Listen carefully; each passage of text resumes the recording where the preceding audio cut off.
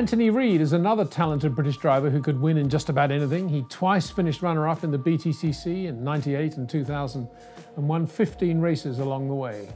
Anthony, many are the classic faces of British touring cars, but perhaps the Super Touring one is the one that the fans identify with most. And you were right at the heart of that. Yeah, I mean, being here at Brands Hatch today just reminds me of a particular race meeting, 31st of August 1998. The significance of that was it was the real zenith of Super Touring. Sell-out crowd around the circuit. You had to be here before 7 o'clock in the morning, otherwise you were stuck in a traffic jam outside the circuit. There were far fewer television programs in those days, and actually a lot more smaller, significant car manufacturers. And they all wanted a slice of the Super Touring British Touring Car Championship. So I just picked that particular race because of all the interesting ingredients we had. You know, 8 or 9 manufacturers, many more professional drivers being paid to race in British touring cars than perhaps there were in Formula One even. Amazing when you think about it now, but yeah, and then point well made.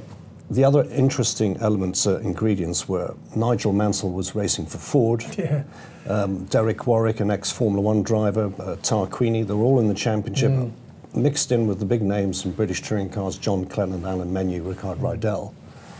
And, you know, ITV, grandstand, live television coverage, Steve Ryder presenting, and Top Gear decided to do a feature as part of the race weekend on the success of Super Touring. So they entered Tiff Needell in a 3rd Nissan to do the Top Gear feature. And there was all sorts of argy-bargy. There was a bit of tension in the paddock between Nigel Mansell and Tiff Needell. What a surprise. Who have never been the best of friends. No. Ever since Tiff felt that Nigel nicked his drive in Formula 3. And they had a bit of a set-to in the paddock behind the pits, and that was filmed on television too for the Top Gear programme. So I'd won the first race, the sprint race, that afternoon. And the race that I particularly like is this feature race. I wasn't on pole, I was second, so Rickard got into the lead, and coming up to Druids on the opening lap, he decided to back me into the rest of the field. So he slowed the car right down in the middle of Druids. And I was swamped by all the, you know, the John Clennons, the Alan Menus. And I think I was shuffled down to about 7th place. The thing about the feature race was there was a compulsory pit stop. So I knew you know, what I did, I was determined to catch Rickard. So I got my head down. The car was really sweet. Passed a load of people going into paddock, one after the other.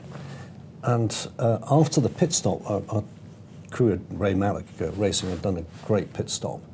I caught, with about 3 or 4 laps to go, I caught Rickard coming into Druids. And again, he slowed me up in the middle. We touched. He had a shimmy and slid a little bit wide, and I passed him. As he came down through Graham Hill, which was a flat-out corner, it's a slightly different shape from the one that you can see there today, I came up upon my 3rd teammate, Tiff Needell, in the Top Gear car, and he very kindly waved me through and then blocked Rickard. As you would. And so I won the race. And coming into Parc Fermé, live cameras, Steve Ryder was there, and Rickard, because they had the in-car cameras, Rickard threw his steering wheel onto the dash, jumped out and came over, pulled the door open on my car and started throttling me live on television in front of Steve Ryder. It was just all those elements that made that, for me, just one of the great race weekends. And what was the car itself like to drive, the Nissan? Well, they were very sophisticated, extremely expensive, high maintenance. We had water-cooled brakes, for example. The engines were behind the drivetrain. When you opened the bonnet, you couldn't initially see the engine because it was so small and compact and the way it was mounted. So extremely modified, very sophisticated aerodynamics, a lot of downforce, particularly from the splitters.